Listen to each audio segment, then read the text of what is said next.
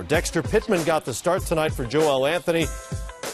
Sprained ankle for him. This is Chris Bosh, who had a great first quarter.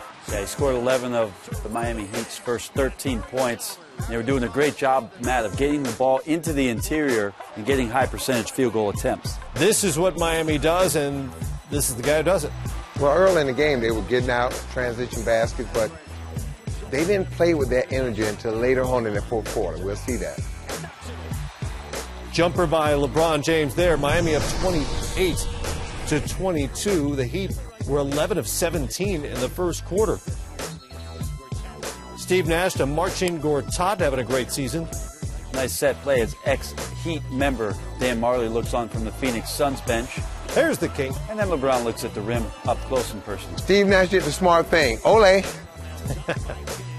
Here's Nash knocking down a three there, and it's a three-point game. Well, Suns really did a nice job in the second quarter of figuring out how fast Miami was going to play. They went to a zone, and then their bench guys stepped up. Dudley started from the corner. He talked about how he struggles on Tuesday, not on that particular shot, Matt, with a three in the corner. They only hit 6 threes on the game. 6 of their 15 fell. Grant Hill with the jumper there. Phoenix takes the lead at 60-53.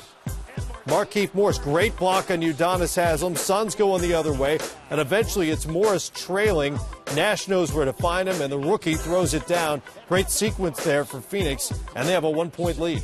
Nash with a great job. You got to reward the big man after the defensive play. Morris gets down to the other end, gets fouled, gets the N1 opportunity on the dunk. Sebastian Telfair gave him some good minutes in the early part of the fourth quarter, and here he sets up Shannon Brown for the three. We were wondering where those threes would come from. That was one. 90-80, but all Heat from that point on. Chris Bosh with the lay-in from Wade. That's an 8-0 run, and it just would continue. So Miami, you see the defense picking up. They went from first gear, second gear to third gear.